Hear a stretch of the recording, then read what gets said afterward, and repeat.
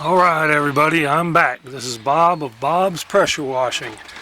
This is what I've received prior to my last two box unloadings and those reels from PressureTek, and some stuff that I picked up mostly from Home Depot, a little bit from Lowe's, a little bit's going to go back to both of those places for various reasons, but here we go. Let's just take a look real quick.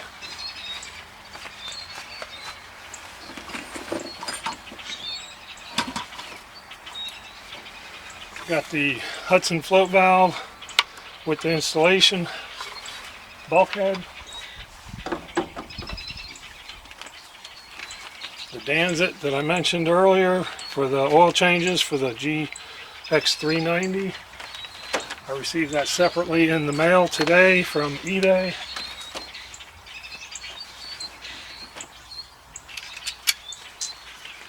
Suttner ST2650, max 300 degrees Fahrenheit, 5,000 psi, and 12 gallons per minute, made in Germany, repairable. Kits are about 12 bucks. I've already got a quick connect in it, but not permanent yet. I bought two of these, which are the DN10 stainless steel shutoff valve, plus the Mossmatic swivel, plus the plug and the quick connect, the female. Here's the other one. It's missing the female, but I've got it. It'll get on there. I'm not quite sure how I'm going to set things up, but I have two of these and I have three of these swivels, so life should not be too bad. But these things, you add this with the gun and the lance and everything, and it gets really heavy. So I'm going to have to figure that out. My bulkhead for my transfer tank with a nipple, with a 1-inch shutoff, with a 1-inch nipple. That will go with this 1-inch crush-proof tubing from my bulk tank, buffer tank, to my pressure washer.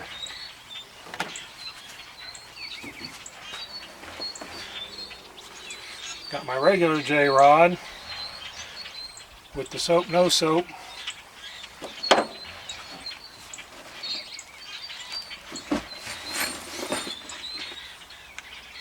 Got another 1-inch by 1-inch threaded barb.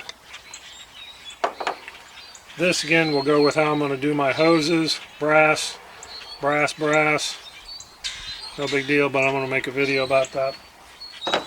It'll go with those other pieces.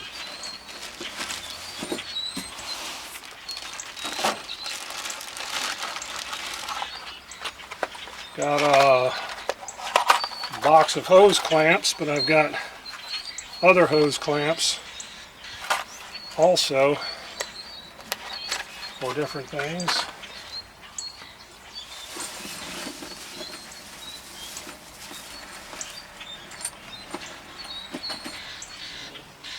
Got 3 packs of these to help batten down my buffer tank and my SH tank, 600-pound working load each, and I'm not 100% sure. I'm still working this out, but it's going to be secure because it has to be. But I got 3 packs of these, so that's 12.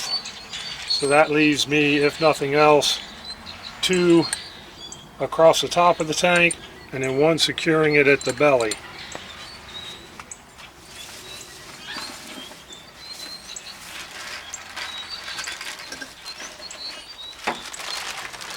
Okay, more clamps.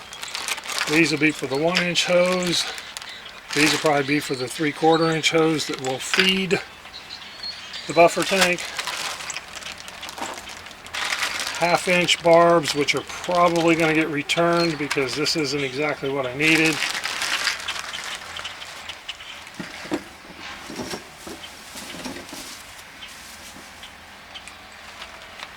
Three-quarter-inch ID hose, 1/2-inch outside, and this will be to feed my buffer tank. This is 3/8 inside, 10 foot 5/8 outside, and this will be for the bypass, the unloader bypass that goes back to the buffer tank.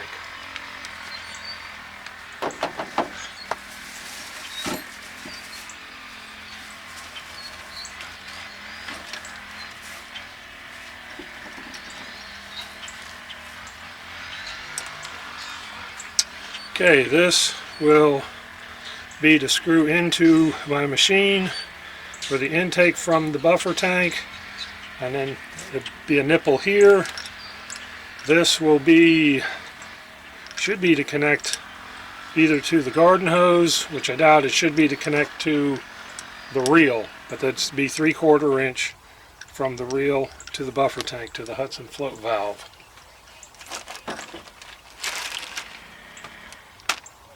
More clamps. Good old-fashioned true blue. I wanted to try the Blue Monster, but I've never tried either one, and I know this stuff works. It's been around for many years, so here we go.